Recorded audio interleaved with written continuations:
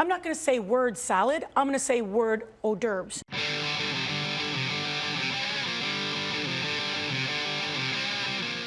I'm Arizona Family political editor Dennis Welch. Dennis, fake news Welch. Try to tell the truth. And this is the Politics Unplugged podcast. Dennis, if you have a problem with substance abuse, I am more than willing to talk to you anytime you need.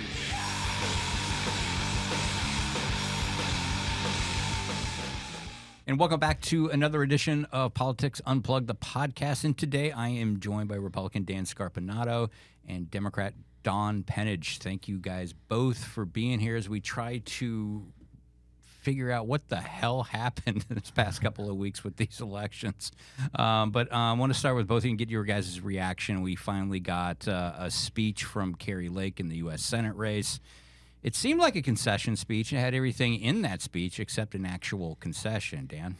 Well, I don't know. I mean, there's a bunch of different ways people are conceding. Kirsten Angle didn't mention Juan Ciscomani's name in hers. So I thought that it was a nice message and video from Kari. I thought it was well done, and I thought it was conciliatory. And I think that the sense I got is she's ready to move on to whatever's next, which I didn't get the sense is running for office, was my takeaway. Yeah, and we'll get to that in a minute. And actually, when you said it was a nice video on the TV show, we had Marcus Dellartino say it was the best thing she cut during the entire campaign, and she should have cut more videos like that. What are your thoughts on that, Tom? Yeah, I think it was better than I expected. I mean, I was braced for, just a rampage of denialism and conspiracy theories and attacks, and it was like, oh, maybe she would have done better if this was the Kari that voters got to see.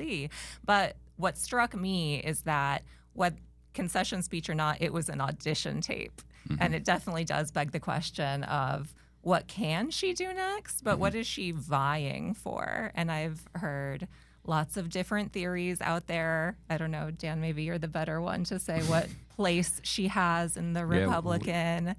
Well, I don't know that she really has to audition for anything. I mean, she's a pretty known quantity now. So I don't know. I thought that she had a better campaign and a more disciplined message this time than she did running for governor, and yet it was a setback. It was a Republican wave year, and she lost by more than she did for the governor's race. Two different races, 2 different years.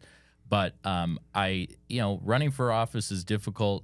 She's been at it now for 3.5 years, and I imagine, I have not talked to her, but I would imagine that she is maybe interested in moving on to the next chapter of life, whatever that is. Well, and her opponent, Ruben Gallegos, taking over his first sit-down interview with CBS National. The reporter Ed O'Keefe asked Ruben if he thought that he reminded Ruben that he had tweeted out that he thought Trump was a racist, and he had tweeted this out in 2018 and asked him, do you still think Donald Trump is a racist? And Gallegos said, yeah, he does, and he hopes to be proven wrong. But my question for you, Don, is like heading into, the freshman senator, he's going to be in the minority, they're going to be dealing with the Trump administration. Is this the right tone to be setting? I don't know that you can say anything else when directly asked that question. Sure. And I mean, lots of even... You could say no. Well, but then you'd be lying, and we don't want to start that way. I think... You'd be lying if you think that it's true, yeah. So... Right. But I think even a lot of people who voted for Trump said, oh, yeah, he's definitely a racist, but a lot of people are racist. I want to know what he's going to do for my grocery prices. I want to know what he's going to do for my job. So I don't think that saying, yes, he's a racist is even a controversial answer that you need to tiptoe around. Yeah, well, this to me is what's going to be fascinating about Senator Gallego. Okay, so the reason Kyrsten Sinema won't be our senator anymore is because of him. He pushed her out. And it was largely over, he wanted to get rid of the filibuster, and she didn't. He didn't think she was progressive enough. And then he ran a campaign, a very successful campaign as a moderate, And so now, how will he govern? What kind of senator will he be? He's following two one-term senators of different political parties who got railroaded by the politics of their party and of the moment. And I think it'll be fascinating to see, is he a progressive? Is he a moderate? How does he vote? And, he's got 6 years for us to find out. And Don, what do you think his role is going to be, him and Mark Kelly? They're in the minority. Is it just playing defense? What kind of role are they going to be taking on, do you see, moving forward?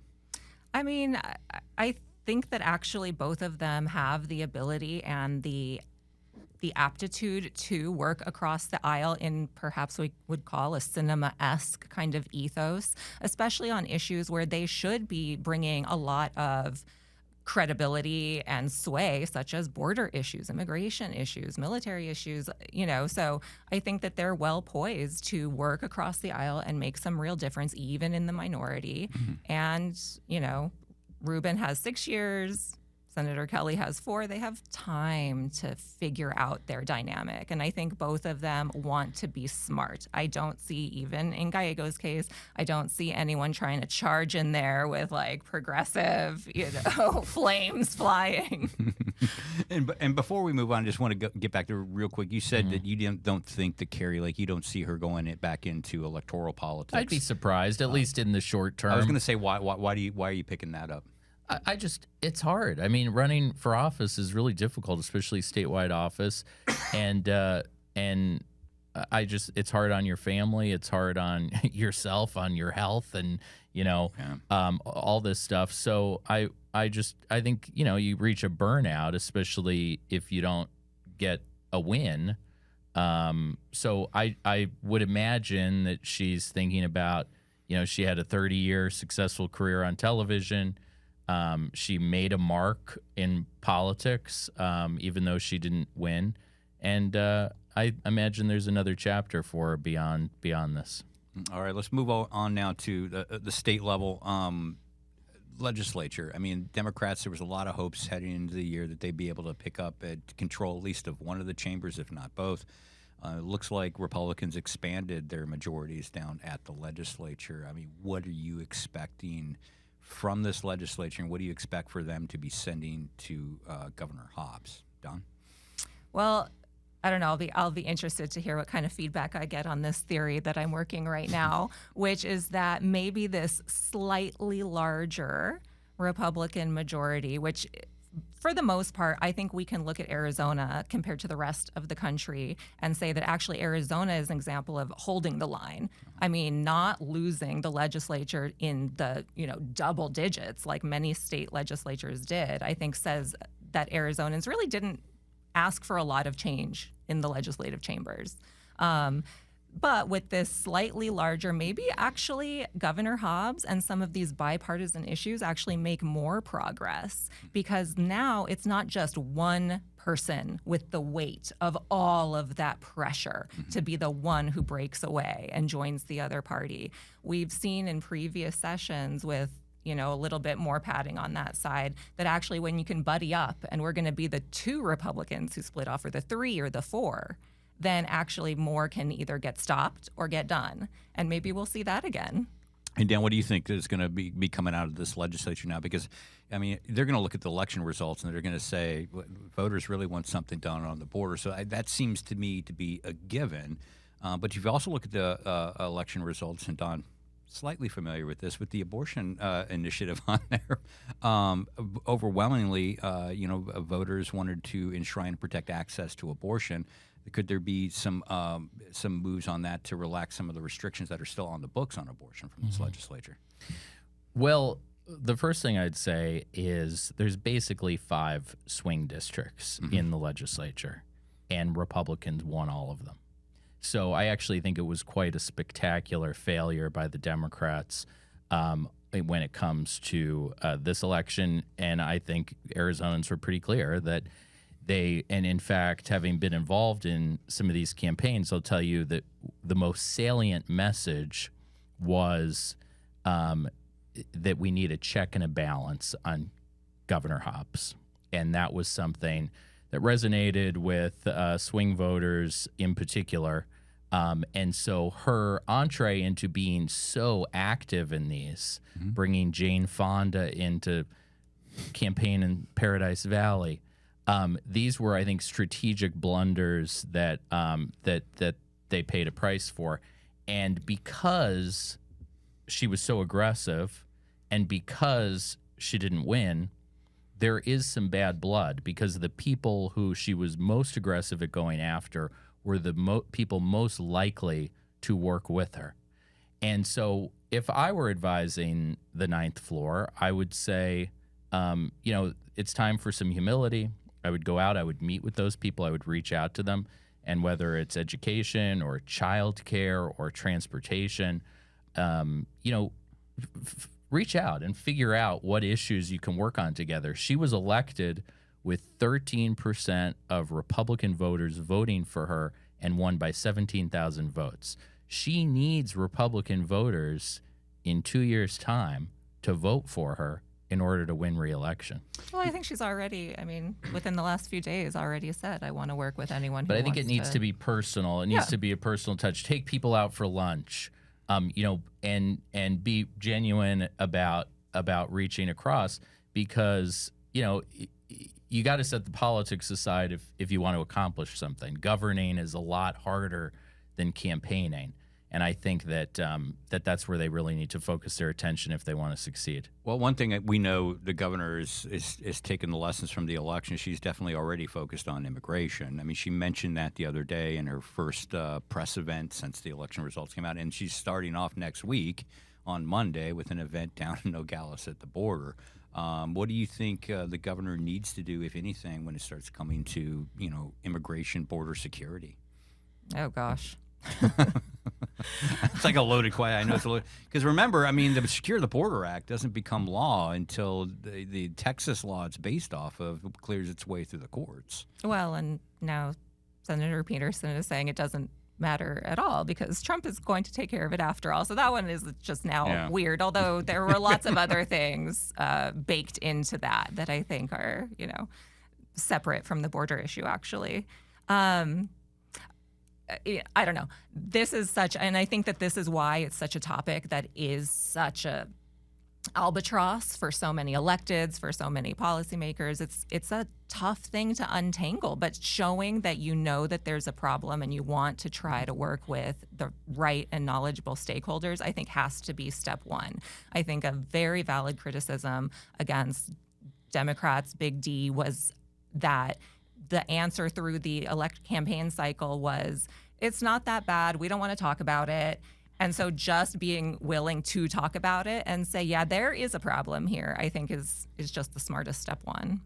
And what do you think, Dan? Should she be doing something more, working with the Democrat or with Republicans? What would that look like for her to get a little bit tougher on the border beyond, mobilizing the National Guard and doing the things that your former boss, Doug Ducey, did? Is there anything outside of that?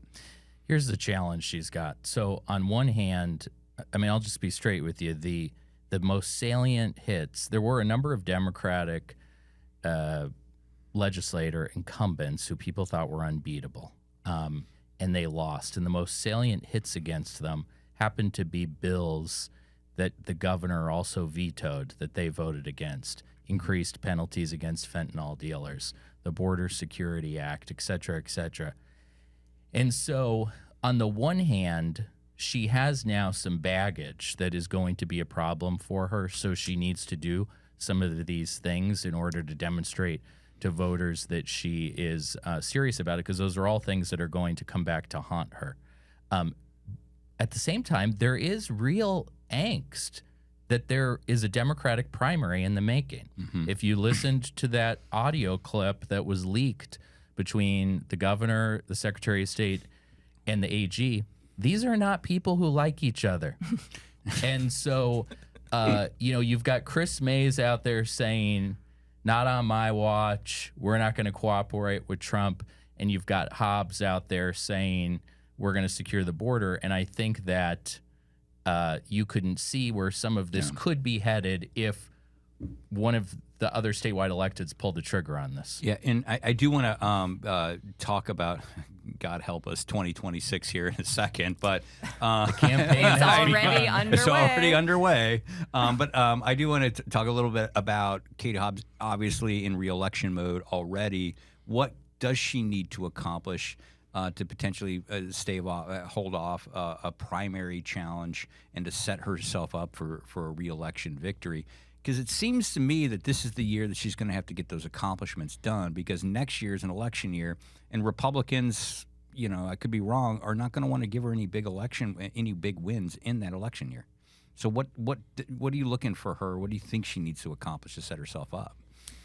I think we were just talking about there needs to be some gestures or actions about people's number one concern of immigration, whatever is in her capacity to do, to at least, name some action committees or some programs that can get underway, and perhaps through executive action if she can't get that done in the legislature. I think another issue for Arizonans, especially Southern Arizonans, is water, to finally see something moving forward there.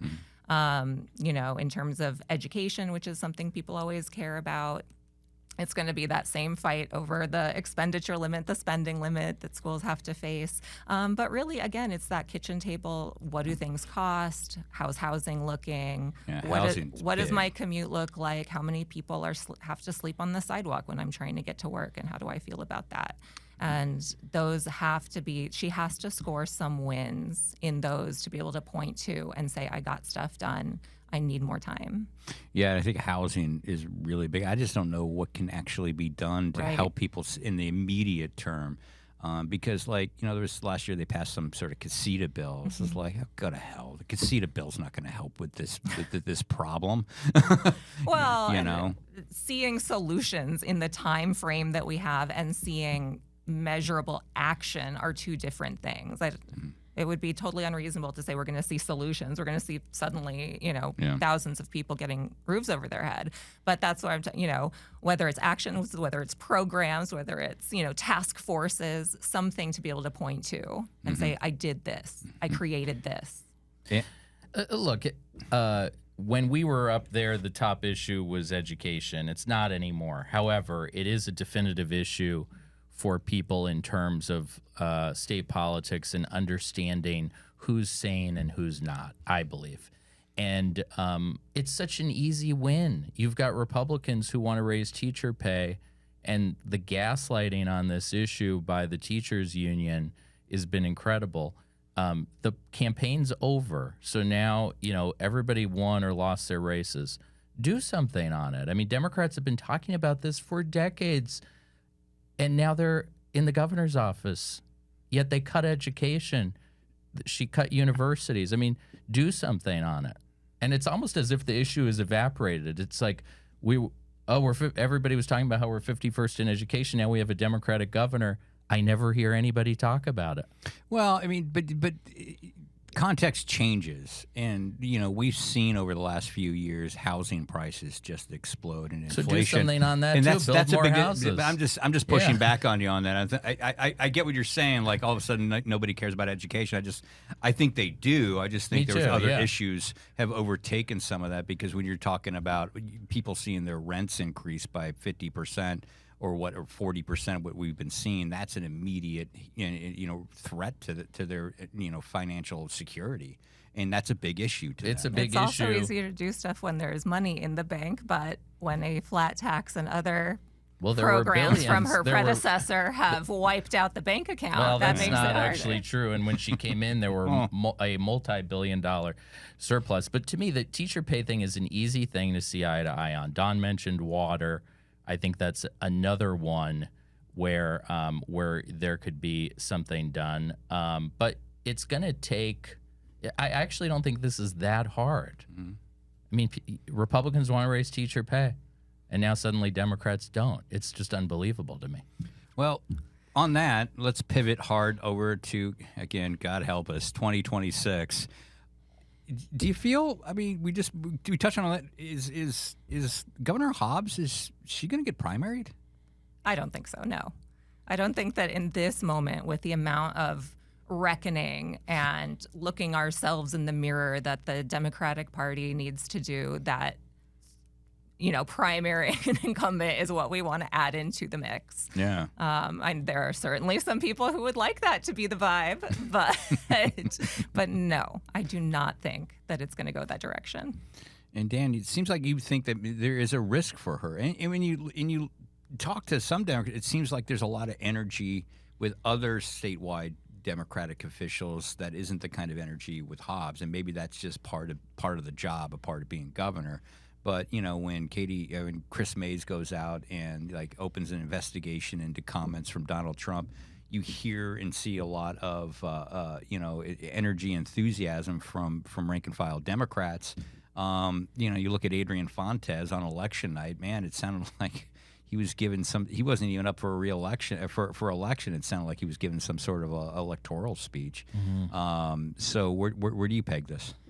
I don't know. I mean, Don understands Democratic primary politics better than I do. I just see, that they're stirring the pot. I mean, they are either. I think that both of them have some level of interest in pursuing that, and we'll see what they decide. How would the Ducey administration have handled that had somebody stirred the pot similarly like this? What would you guys have done? We actually did have a primary opponent named Ken Bennett. Okay. But, it wasn't a serious challenge. I was going to say. Forgot about that. But that was a thing. There were things at that time that seemed like a big deal. Jeff DeWitt, Diane Douglas, those now pale in comparison to the attorney general suing the governor of their own party, and some of and leaking audio conversations and the like. So again, I go back to it. There's real tension between these folks. They're very competitive with each other. And, there are some things that I think they could go after her on, signing a budget that protected ESAs, things that I don't think would play well in a Democratic primary. I also think it's incredibly difficult to defeat an incumbent governor. It almost never happens. The last time an incumbent governor in Arizona lost was 1968. So both primary and general. Sam Goddard, wasn't it? Mm-hmm. So it rarely happens in American politics. It's probably more likely to happen now because our politics have changed and incumbents are having challenges. But we'll see. It's definitely it's an unpredictable dynamic. I wouldn't have thought that we would elect Democrats to almost every statewide office, and rather than working together, they'd be at each other's throats. Well, let's talk a little bit about, since you obviously can see that Don knows Democratic politics and primary stuff a lot better than you. I mean, what the hell's happening with Republicans now? It seems like it's almost a done deal that Karen Taylor Robeson's going to take another bite at the apple and run for the Republican for nomination. I mean, but I can't imagine she's going to have a clear path to this. What is going on there? I think there's a strong potential field. I think, Kimberly Yee, Karen Robeson, we'll see who gets in, but I think that we have some strong candidates on our side for statewide office, no doubt. Kim Yee, Karen Taylor Robeson. Do you think those are pretty? Those are the best that Republicans can put up, Don? Do you think, Katie Hobbs will be in a better position in a couple of years to take on somebody like that? I think those would be two very formidable opponents. Mm-hmm. Yes, and that goes back to needing to get some wins and having something, beyond that valuable veto pen to point to. And do you think it helps the governor, though, but having a Republican in the White House? Yes. And explain to our listeners here, because that's the general consensus in politics, but how does that help a governor? I mean, this notion of wanting a check and a balance, that's not just a state level, kind of value that people have. People apply that thinking across the board. And once the Trump administration is generating the headlines that it is sure to generate, then that will move the needle over to, oh, now we need a check and a balance on that kind of policy. Maybe we've had enough changing chaos now. Maybe we want to stay the course. Maybe we want to have some progressive leadership here. So I think that's always helpful.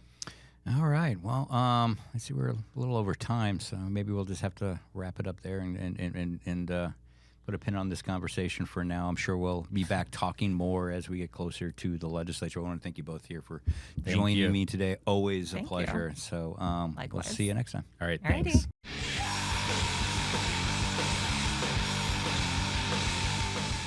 And welcome back to the second half of the Politics Unplugged podcast. As always, joined by producer extraordinaire Colin Stanton. Colin, say hey to the folks. How always you been? A pleasure. I've been good. You? It's been a week, man. It's been another week. You know, it's really weird. It's just how like just how you shift gears. You go from covering elections, you're redlining. You're like a car that's redlining, then it slows down abruptly, and then it starts ramping back up with when you start looking forward, when the administration starts making its picks for its cabinets, down at the legislature, the folks down there are having their little elections to pick their leaders to lead the legislature in 2025. So it's still a lot happening in Arizona politics this week, and that tease it up for you. Like, what's the big political play of the week that you noticed? The funniest thing to me locally, or just the most, I don't know, the thing that grabbed me was the Carrie Lake video. Because everyone, once it became clear she was going to lose, everyone was saying, is she going to concede? Yeah. Is she actually going to concede? She never did last A fair race. question. This is 2 races now without a concession. Mm-hmm. Is she going to concede? And not really was the answer. She released the video from the, that the camera we're also familiar with the the soft focus, and they had even added music and shots of her thumbing through a Bible. And look, it was concession adjacent, okay? It said everything you expect from a concession apart from the congratulations I lost end of it. Yeah. The part that I just loved was the victory was the friends we made along the way kind of vibe towards the end of it. The memories we made will just get sweeter over time. You ran it was a fairly ugly campaign, and you lost again. Yeah. So the memories getting sweeter over time just seemed weird. Memories of calling your opponent a scumbag. Yes. Yeah. Which they did in an They ad. did. I can't remember if that was a Lake ad or if it was a decent ad out of the on DC behalf Post. of Lake ad. Yeah. I can't remember. I will say it was interesting. As always, anybody listening to this, I would encourage you to go watch the TV show. And we had Marcus Dellartino on. We asked him to get his response to that video, and he said, and I really think it's kind of a dig if you really think about it. He's saying something positive about her, a backhanded compliment at best. He says, well, I really think it's the best thing she cut throughout the entire campaign. It showed a softer, gentler Carrie Lake. I kind of agree with that. There should have been a little bit more of that from Carrie Lake throughout the campaign to kind of, humanize her a little bit more, to show different aspects of her other than just the attack, the on-point MAGA warrior. Yes. I mean, she runs a scorched earth campaign where every once in a while she'll throw in some warm, she'll call Rubin a scumbag, but then in the end there's Carrie hugging a kid. And it just feels there's a dissonance there. Yeah. The campaign was a fairly negative campaign, and then to wrap it up with the positive soft focus Carrie thumbing through the Bible talking about all the sweet memories we'll have. Something to make her more likable along the way probably would have been a good move. Yeah, it's interesting. I mean, she built the brand on on being the attack dog, going after the media, going after the McCains, going after whatever. So lightening that would have maybe paid some dividends. Yeah, I don't know. I don't know. going after the McCains in the way she did was a mistake. 100%. That was a grave error and a tough one to come back from, because not only is that a constituency you could really use if you're running as a Republican. Yeah. The non-MAGA Republican is someone you still need to get to win an election, and to tell those people to get out of the room. It's somebody that Gallego got get to the hell win, out of here. Yeah, that got to win that election. To your point. You can't do that. Yeah, and I even saw on some of the right-wing media, somebody had sent me some guy's local, I forget his name, but he's on Rumble. He's in Arizona. He's somebody who would be described as an election denier, and even he was saying that it's time for Kari Lake to move on, that candidates matter. So if you're Kari Lake and you're losing any support amongst the election denying crew, that's an issue. Yeah. And certainly, this was a red wave that was following Trump. 100%. So being supportive of Trump is clearly a positive in this election cycle for Republicans. But I still think there's an issue for voters when your way of saying that you're a supporter of Trump is like the whole vacuuming the carpet he's going to be standing on thing. Wow, yeah. There was sort of a weird sycophant quality to a lot of her approach to that I think people just found off-putting. Yeah, well, it's hard to go vacuum for the guy and then say I'm an independent voice. Yeah. Yeah. Okay. And the end of the campaign was just a series of Trump and me and Trump, Trump. And look at my bus. Trump is on my bus. Yes. Yeah. And for what it's worth, her numbers certainly improved. The polling was so bizarro this time around that I'm not sure what to make of it. But if one believes the polling, she certainly made up ground once it turned to nothing but Trump ads that had her name at the end. I would like to know later, and it's more insider stuff, but how are you getting polls from reputable firms showing double-digit leads? And honest, and look, our bad sports takes aside, we were on this show numerous times saying there's no way this race is going to be a double digit. Yeah. That's not to be fair, you were on the record saying that. Okay. I gave it a better chance than you did. Okay. You said it was going to be closer than the polls showed. Yes. And I was not at all sure it was going to be closer. And it absolutely was. It was much closer than I was anticipating. This is crazy. Yeah. And it's so crazy. You get the Data Orbital poll in the last week of the election saying that this is a 1-point race, and then you're like, well, what the hell is going on here? So it was another reminder that I think the polling at this stage is largely broken, and I don't know how you fix it. I saw one or two that kind of nailed it, and otherwise. But it also seems like it's more broken when Trump's on the ballot for some reason. Yeah, that does. That certainly does throw things off. There's a whole theory, rabbit holes we could go down with that. And we kept hearing about how Trump always does better than he polls, so they've adjusted the polls to make up for that. But do they do it right? And on and on. And he outdid the polls. And I know the pollster. I've seen press releases from the pollsters showing how accurate they were, because it was within the the MOE. Yeah, which was like 5 points. Yeah. The thing about the MOE is they'll say it's a toss-up and it's a landslide, but it's still within that margin of error, so they're going to claim accuracy. Well, the only thing I'll say is, at least most of the polling here in Arizona and Arizona races did a lot better job than those folks in Iowa. That was outstanding. Not outstanding. It was outrageous. It was amazing. It was off by 17 points. And she's got a great track record, That's too. the thing. She's got a great track record. She's the gold standard for polling. She missed the race by 17 points.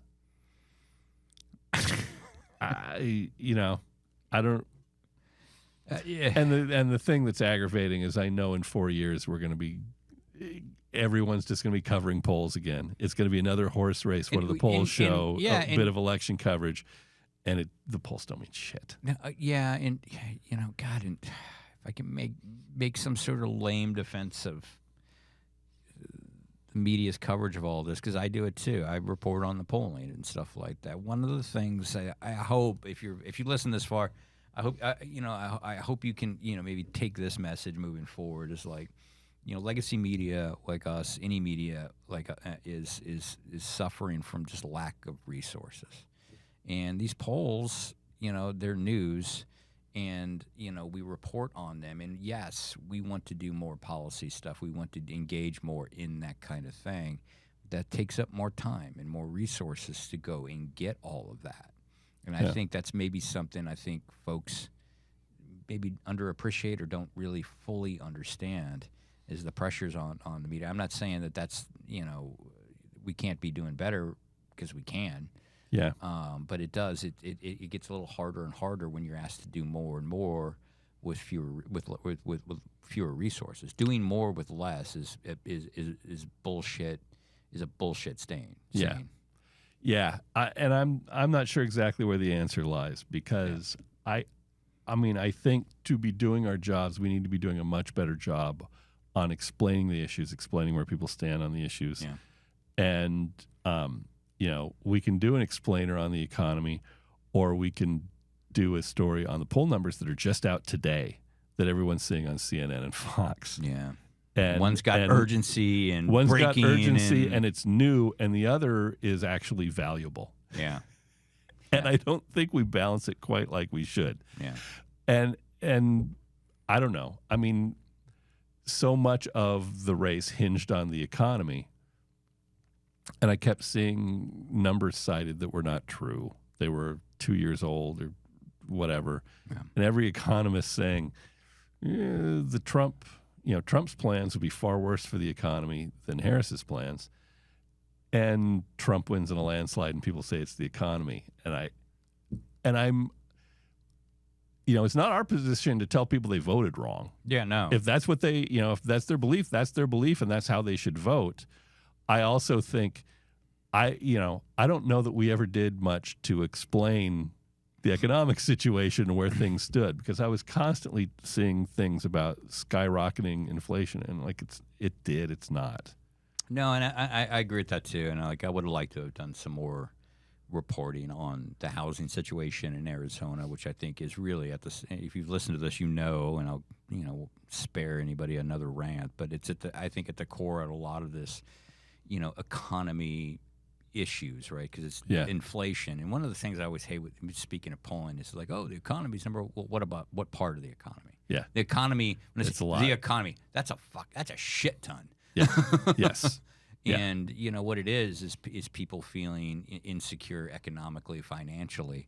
When you see massive increases on rent, housing prices that on homes you'll never now be able to afford, that's an issue. That's an issue. Yeah, that's a big issue. There was very little said in the presidential race about housing, and insurance is another one that's killing people with inflation. You know this a lot better than I do, because you do a lot of consumer reporting. Yeah. Insurance rates are nuts.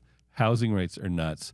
Everything was focused on the price of food, which is high, but it's absolutely flat. It's not going up. It went up and then stayed high, and that's a problem. And I understand voters looking at that and saying the price of food is too high, but it's not going up. It stopped going up. Meanwhile, housing and insurance are going through the roof, and it's crazy. And the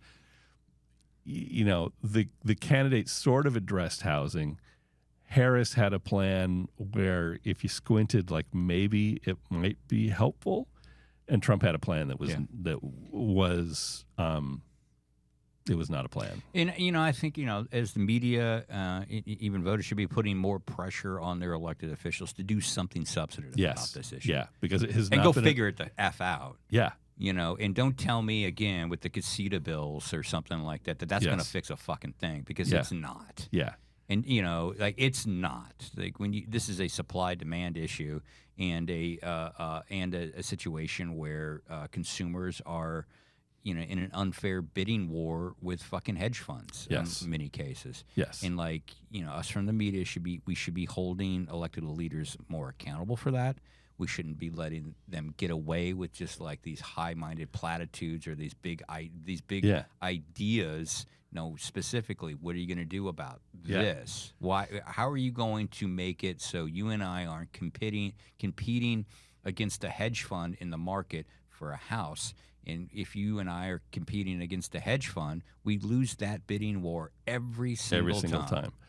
And neither side had a plan that really made a lot. I mean, Harris's plan would offer people money to help buy a first home, which and all that may or may not have exacerbated the problem. Exactly. They were looking at the plan. It would probably increase supply and maybe make it a little easier for first-time home buyers to compete against existing home buyers.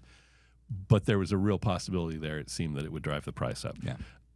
And then you had Trump saying build on national lands and drill, baby, drill, which is word salad. It means it would do build on national. Do you know nothing. where these national lands are? Yeah. I mean, they're, that's not. Like in Arizona, it's like middle of nowhere, man. Yeah. And back east, they don't exist. Yeah. It was a nonsensical plan. But, having said that, it's not like Harris's plan was genius. No, 100%. And if you're someone who views housing as a really key issue, you weren't going to be happy with either candidate. No. And again, I think that is stoking a lot of the anxiety amongst a lot of Americans right now. It's at that core of that. But that's another tangent. I don't want to go down that rabbit hole too much. But we were also talking about some political ads we were going over, and we were thinking about maybe doing a year-end review on the best political ads of the elections, but we just thought we'd just chat about it a little bit with you because you have some in mind. Well, the one I thought was odd, and maybe it was effective. Maybe I'm wrong on this, given that Lake was again closer to Gallego than I thought. But at the end, I kept seeing that ad that included Trump's voice in the speech where he talked about the open borders. Madman Ruben Gallego. I just thought, God, he sounds stupid doing that, doesn't he? It just sounds so stupid. And is that effective? I don't know. Maybe it was effective. Maybe people hear that and go, maybe, said his name wrong. Maybe Republicans just dig mispronouncing Democrats' names because Kamala, how many people, it was Kamala. Yeah, maybe they just dig it. From a lot of people who clearly know what they're doing. Yeah, they're doing it on purpose. Maybe they dig it, and proof's in the pudding. I mean, they won. But I just, I winced every time. Ad number 2 that I found amusing. There was an attack ad against Amish Shah. Oh yeah, I know which one you're talking about. He's practically a member of the squad, and most of the ad was pictures of the squad and not him. And is this because of his name? Because there's no other. And they're talking about the squad, and over a picture of him, they're putting up like nationalized medicine or something. And the if you looked at the small print, it was, well, Bernie Sanders said this back in 2019. I know. What the hell does that have to do with Amish Shah in 2024? If you squint really hard, I mean, I'm looking really freaking hard here, man. You will see Amish Shah was a member of the actual squad. Has he ever met them? The thing was in the primary, it was like, he's too far to the right. Amish Shah is practically a Republican. Yeah. And then in the primary, it's like, Amish Shah dines with the squad, and feeds his brain with Marxist Leninist ideas. Yeah. And the other ad, and it struck me as a wonderfully effective ad, but the person lost, so I guess it wasn't that effective. Yeah. But the school superintendent ad attacking Shelley Boggs, where, she's not allowed around children, and she's holding a rifle and the sunglasses on. And then in the middle, there's this boom. And forgive me, I forget the name of the person who ran against her, but instantly she's a valued educator who loves the input of parents in raising children in a healthy environment. So good. So good. Juxtaposed with, gun-toting chick in the sunglasses who's not allowed around children who won. So, I guess it wasn't that great. Yeah, it was it's like basically like some sort of 80s action supervillain was going to be running your kids' schools in the county. Yes. We'll find out, I guess. She won, so. I know, man. Well, I mean, I don't have any specific ads like that, but I will say when I think of that, it's just the vibe, right, coming out of the Fighting First Congressional District, Yeah. or which we should have renamed this year the Filthy First, Yeah. because like the garbage, I couldn't turn on a TV and watch regular television without seeing like an ad hitting Schweikert or Shaw on something. It was just Yeah. like, have you considered that David Schweikert's the worst human being who have ever lived on the face Yeah. of the earth? Yeah. You know, or Amish Shah, have you considered that his policies are just radical and dangerous for Arizona? Yeah. You know, it's like these things were Yeah. awful. And the vibes coming out of this, and like having somebody who's like, you know, interviewed both of these candidates and are familiar a little bit, at least a little bit with what they voted for and who they are. It's just like, wow, man. Yeah, we get months of like the most milquetoast people, Yeah. you know, in the ads saying they're too extreme for Arizona. They're dangerous. He's like, you're actually making these guys interesting. Like David Schweiker, like you sit down with him, man, it's not that interesting. He's really wonky. Yeah. You're really making him fucking interesting now. Yes. Like I want to have a beer You're with giving him. him an edge that we've never seen. Okay, wow, man.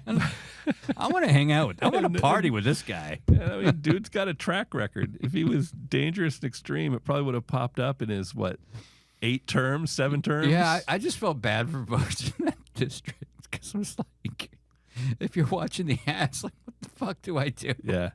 And you know, it probably just came to, well, I guess we'll just stick with the devil we know. Yeah. Because what else can you do? Like, Yeah. I don't know. The ads coming out that were just silly and ridiculous. Yeah. It is so nice to be able to turn on the TV and watch a game or something and not just be bombarded. Oh, I know. Do you know how hard it is? And I love this stuff, but I just wanted a pause, you know. But it's like all of a sudden, like we got Don, we got Dan on. I'm like, so 2026. Yeah. FML. Yeah. Yeah. No, it immediately starts. At least the ads haven't started yet, but it'll be coming. It never ends. It never ends. One other thing we ought to talk about. So if people want information on the show or clips from the show or promotional stuff for the show, we're on Blue Sky. Oh, Blue Sky.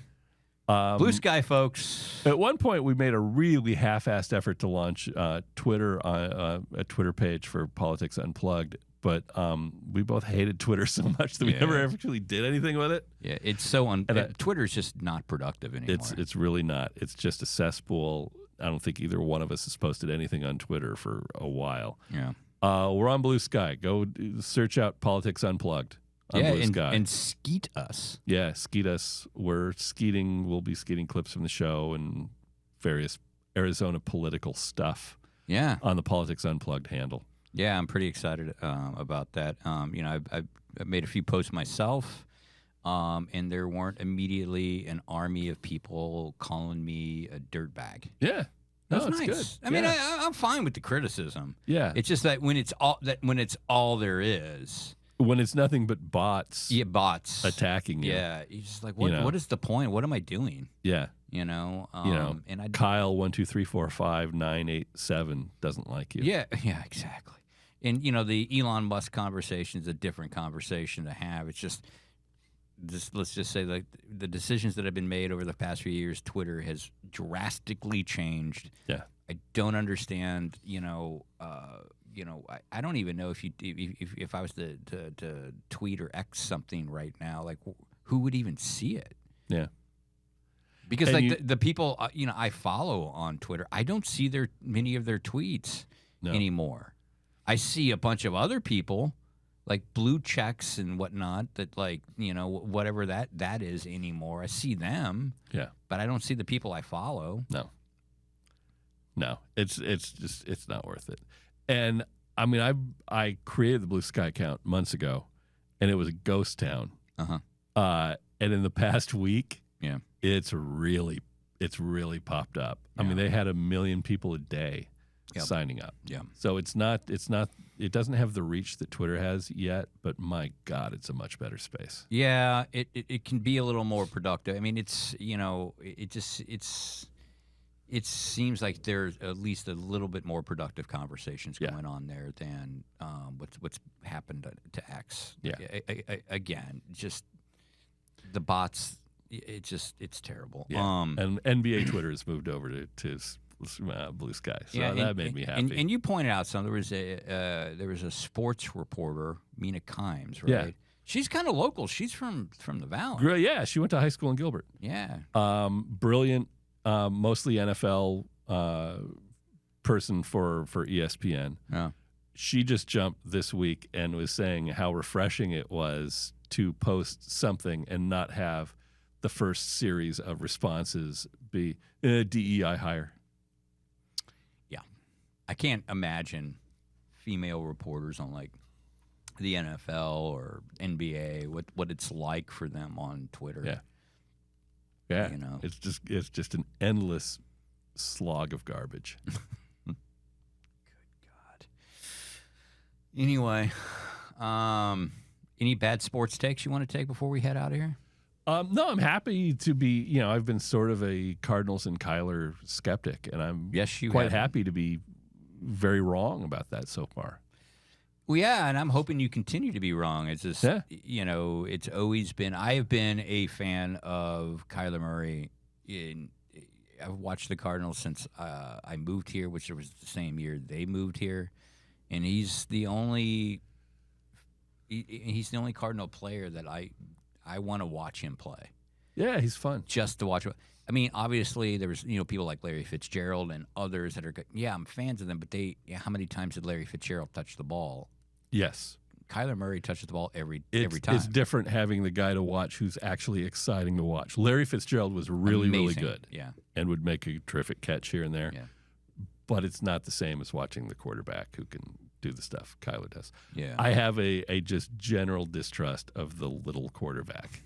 No, and that's what he is, and it's a problem. But it's a problem that this season he's overcoming very effectively. And I never thought Kingsbury did a good job of game planning for a guy who can't see over the line.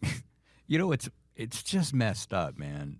Kingsbury, again this year. Side note, his whole career has been marked by his teams just fall off the cliff offensively. No pun intended. Yeah. On the second half of the year. Yeah. We're entering the second half of the year, and if you look at the Washington Commanders, I know. having trouble scoring the ball. Yes. You're like, come on, man. Don't be a parody of yourself. Yes. And the other thing is he gets all this credit for all the quarterbacks he's worked with as if it makes him a quarterback guru. He didn't win shit with any of them. No. Yeah, he worked with Patrick Mahomes. They didn't win anything. There's, he's been a mediocre coach with a bunch of really good quarterbacks, so therefore he's a quarterback whisperer. Yeah, and he's probably going to end up being the head coach of Chicago next year. Yeah, he's going to go somewhere. He's going to just, I mean, that's perfect. Yeah. That's perfect. That would be the perfect, yes. It's the perfect hire. Yeah. It's a terrible, terrible organization they've got, I think, at this point, an overrated quarterback who's a rookie who really needs help. Uh-huh. And they're going to bring in the quarterback whisperer who can lean in and go, shit, I don't know. Just if there's a guy open, try and get it to him. I don't know how to get it open. Well, just throw it. That was the thing with the Kingsbury year with Kyler. He was asked to play hero ball every single down. Yeah. And it was funny to hear him the other day speaking of the Bears, and they dominated the Bears. He was saying it was kind of boring because he didn't do much because he didn't have to. And then he put together a great game. I'm just hoping we'll see when he comes off the bye this week. They were on a hot streak, coming off the byes. Did the team build for this? Seattle, you got to go to Seattle. Winning on the road in the NFL is always tough. Yeah, it's a divisional game. If they can win that, you'll be getting some really bad sports takes from me. Yeah, from the at that point. No, it's a good. I mean, I didn't think they're going to make the playoffs. Looks like they're going to win the division. So, well, yeah, and that's a big if. Still. Solid year. It's a big if. It's a big if. It's up to this point a really, really, really solid year that I was not anticipating. Well, their over under on DraftKings for the beginning of the year was 6.5 wins. Yeah. If they win next week, you can cash that check. Yeah. I mean, it's been something else. I didn't think they'd be 6-4 at this time because Yeah. I remember thinking and reading about the team, watching Mark McClune's reporting on the team and whatnot. I'm like, okay, they're going to be a lot better this year. And then you look at the schedule, I'm like, oh boy.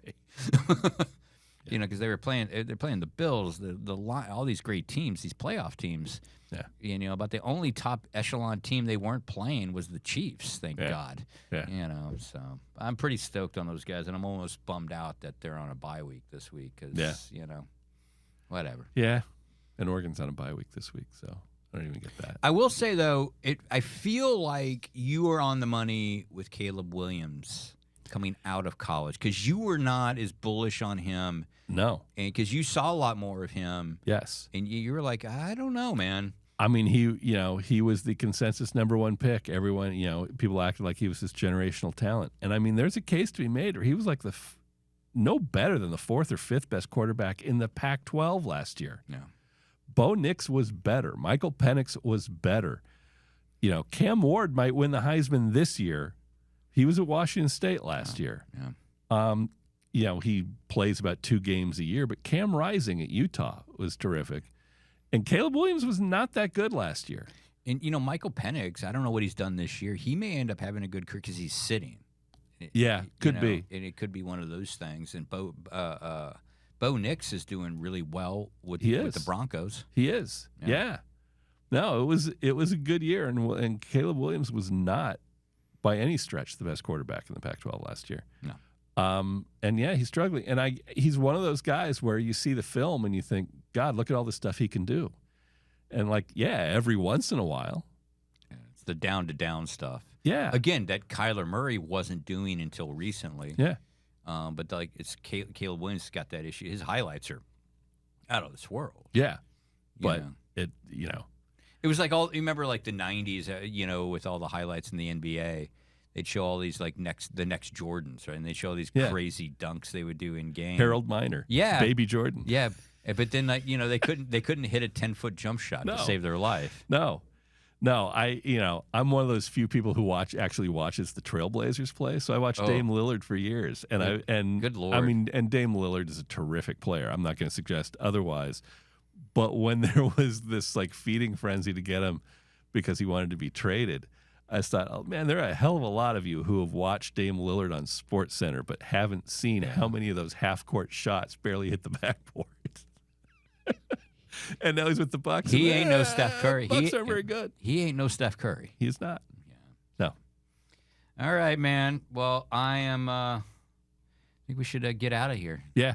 Sounds good. And gear up for another big political week. Yeah. Which I believe will start in Nogales with the governor. Some major announcement down there. You get to make the trip? I think so. Oh, yeah, lucky you. I like Nogales. I've been to Nogales. Yeah, it's an interesting little town. All right. Well, good. Follow us on Blue Sky. Politics Unplugged at Blue Sky. Word. See you next week.